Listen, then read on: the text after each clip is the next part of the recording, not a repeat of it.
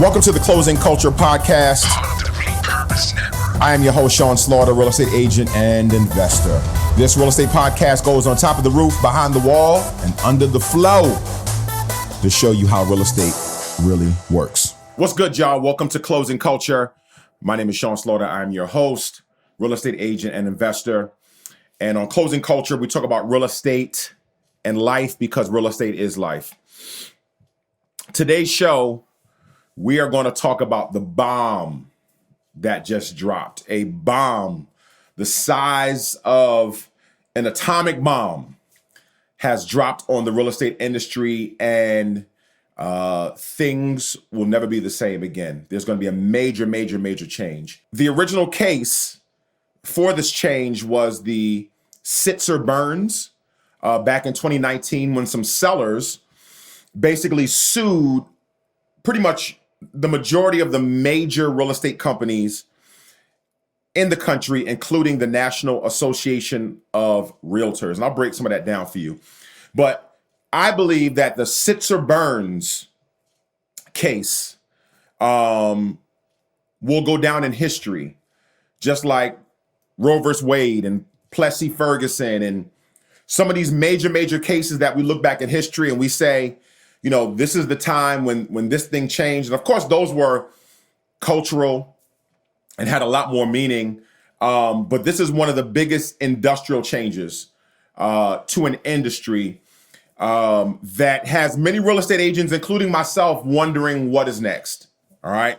So let's kind of break down what happened. The National Association of Realtors settled this case to pay $418 million over real estate commission practices. And basically, they were sued because traditionally, when you go buy a house, the seller pays a 6% commission on average, right? Now, this commission is not fixed. This is something that is negotiable. It's variable. But here's how it looks. A real estate agent goes into a seller's house and says, blah, blah, blah, blah. I'll list your house. Here's what I'll see. I'll take the pictures and all that other type of stuff. And my commission is 6%. Now, as the seller, you can say, well, can we negotiate that?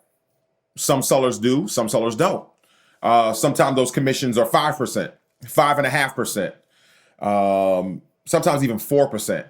But I don't think I've ever seen them lower than 4%, because at that point, the listing agent's like, you may want to do this yourself, right?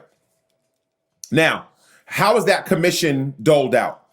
Well, that commission that the seller pays their agent, the listing agent takes that 6% commission and splits half with the buyer's agent, the agent that's going to bring them a buyer. So you go on the MLS, you're sending your client homes, and next to one of those homes is something called the SBC. I don't want to even break it down because I want to confuse you guys, but basically this is the commission that the buyers stand to make.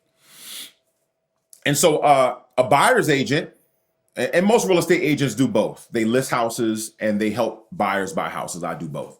So most agents are sitting houses and they can see what the listing agent is going to pay them, right? They can see if it's 2%, 2.5%, 3%.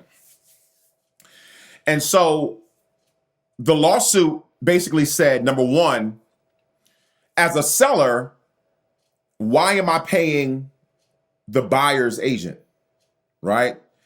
The seller's basically saying, I'm hiring you, the listing agent, so I'll pay you your commission.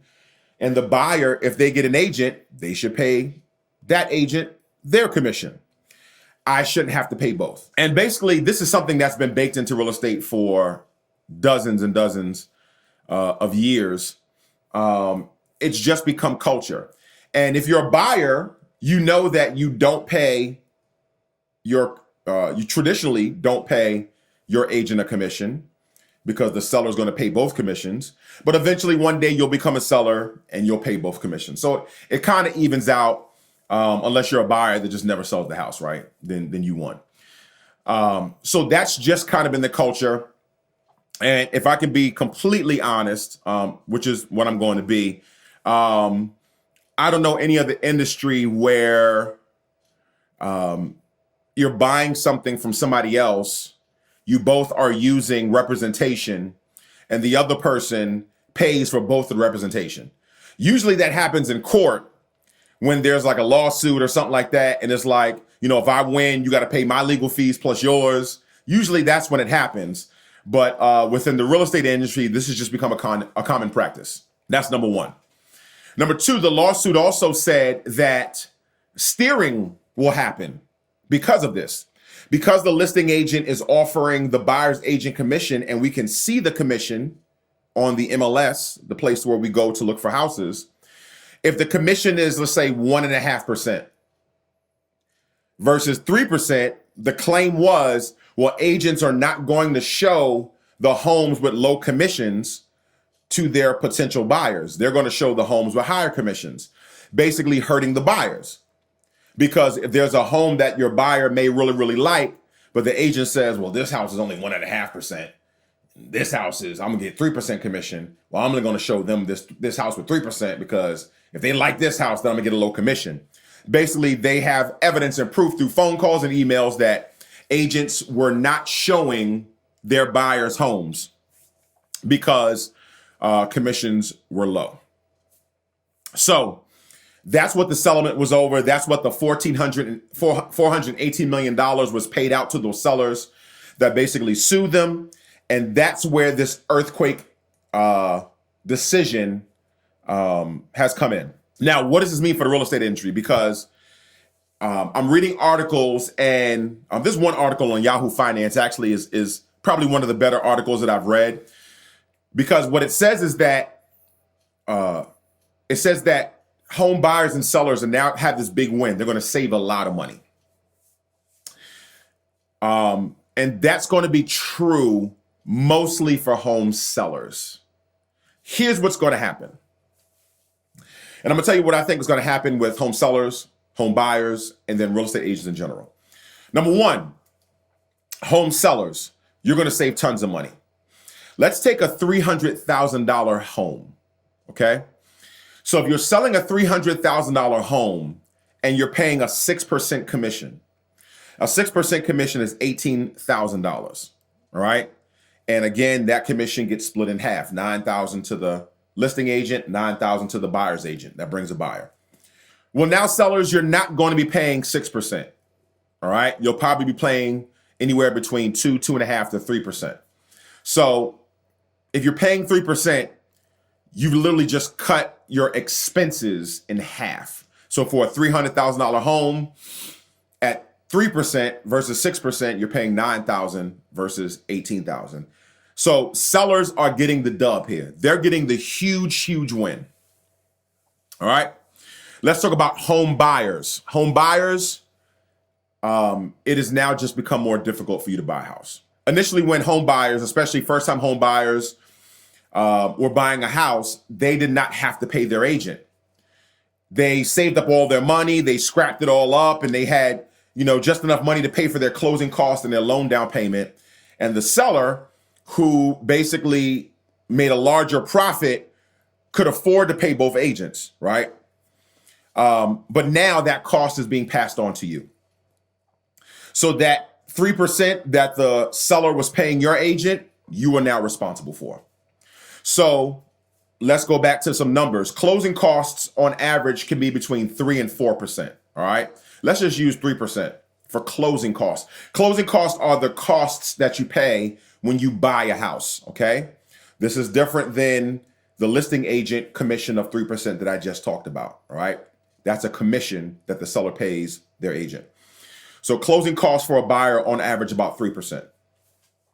So in that same $300,000 house, your closing costs are going to be $9,000, right? Let's also say that you have a 3.5%, down payment. So that's another 9, 10, 11, 12. That's another maybe 13.5, right? So now you are coming to the table at the end with a $20,000 check to buy this house, your loan down payment and your closing costs. Well, now add on top of that, you got to pay your own agent 3%, which is $9,000. So you went from $20,000 to $29,000. All right. Even if you negotiate that rate, because all these rates are negotiable, nothing is fixed in stone, and you say, I'll pay you $6,000, right? It's still an extra $6,000 that buyers have to come up with. Now, buyers that maybe are selling a home and buying a home, maybe can, have that money from their proceeds of their home sale. But many first-time home buyers are now going to be kind of stuck. And before I talk about real estate agents, let's talk about home buyers and my prediction. My prediction is that there'll now be more long-term renters in this country than home buyers. The home buying pool will now shrink because literally your cost went up by 1/3, all right, by a couple of grand. Or home buyers may take it upon themselves to look at houses themselves without agents. But those contracts are so complicated and all of the things that you can miss, home buying satisfaction is going to decrease for those that don't choose an agent. And for those that do choose an agent, now you have to come up with some more money. Initially, this is going to be hard because home buyers getting advice from their parents never had to pay their agent when they bought a home, right? And eventually this will become something that'll be commonplace, right? In other countries, there are buyers that, don't use agents or they pay an agent a fixed fee or something like that. So the country will get used to it. But I think that what's going to happen is this will be great for investors that I own some homes that I rent out. So this will be great for us investors because now you're going to have people that are renting your homes for longer. And I'm all about home ownership. So I don't feel great about this for my home buyers. I understand why this happened. But home buyers now are going to be renting longer, maybe staying home longer. I have 2 kids. I have a 20-year-old and a 17-year-old. And when it's time for them to buy a house, it's going to be a lot more expensive. So that's what I think is going to happen for home buyers. It's going to be a lot more expensive. You're going to have to save a lot more money.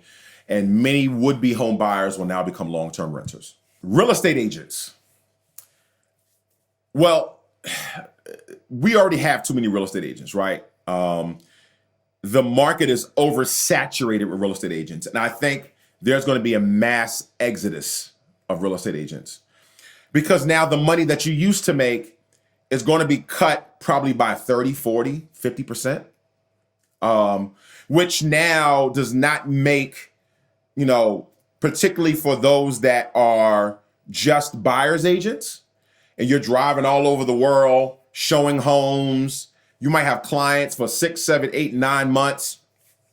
Now it doesn't make it seem worth it if you're only going to get a couple of $1,000s to help your buyer buy a house. At a certain point, you may be paying your buyer to show them houses, meaning you're putting in so much work that the money that you've agreed on for them to pay you now becomes a negative. And there's just a decrease in value of buyer's agents is what I see coming. And so I think a lot of agents are going to exit. There'll be a mass exodus and we'll see where they go, what other industries pop up, whether they become loan officers, title. It's going to be interesting to see what happens.